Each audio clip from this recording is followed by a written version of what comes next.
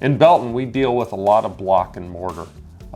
Whether it's on a crawl space or whether it's a full basement, we see a lot of block and mortar issues in the foundation walls in Belton. Now, we see our fair share of poured foundation walls, we see our fair share of even stone foundations, but we do spend a lot of times working and dealing with block and mortar foundations. A lot of stair-step cracks in Belton where those walls begin to come in, and when those walls begin to come in, or in the dryness like we're dealing with in our hot and dry summers, these walls will begin to settle. And so we have crack injections and I-beam solutions for those particular types of foundations. For the settlement, we have underpinning or piering of homes with our push pier system for these walls in Belton as well. And even if it's a stone foundation or a poured foundation wall, we have those same techniques with just little nuances that we can deal with as well. And then in the springtime, when these cracks begin to get wet, then ultimately we have techniques that can deal with the wetness as well.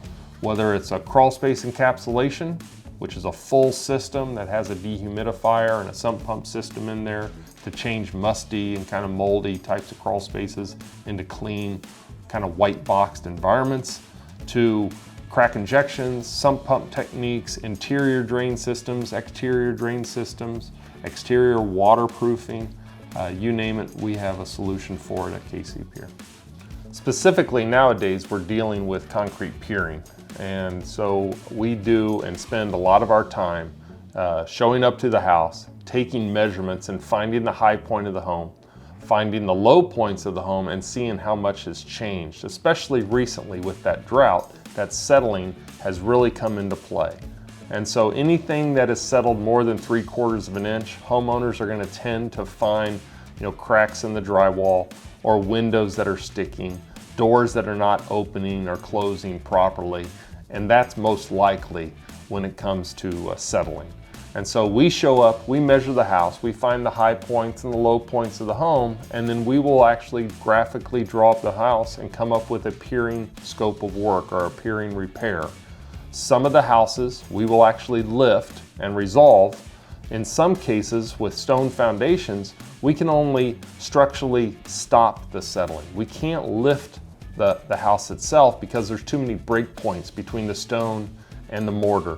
But ultimately we can say stop in terms of the settling by under-piering a house, taking those piers, driving them down to bedrock, and ultimately telling that house that it can't settle anymore. Or in the case of a block foundation or a poured foundation, we can lift and try to recover those structures, and we'll see those cracks in the walls begin to close up. We'll see the doors begin to close and open properly as they should. With piering, houses can independently be treated. In terms of sides of homes can be independently treated with a piering resolution. Sometimes we see with homes that only one side of the house happens to be falling and is pulling on the rest of the house. In some places, we'll actually see the house falling in multiple locations in multiple directions, and so it is a complete repair. But depending on the repair, depending on the variables, we can offer a solution that will definitely affect and resolve one side of the house, and particularly just monitor another side of the house at another time, potentially come back to take a look to see if there's been any changes. The great thing about KC Pier is that every file, it lives with us on file by address. And so we will keep all the elevations, ultimately check them at the time that we're there for our service or consultation.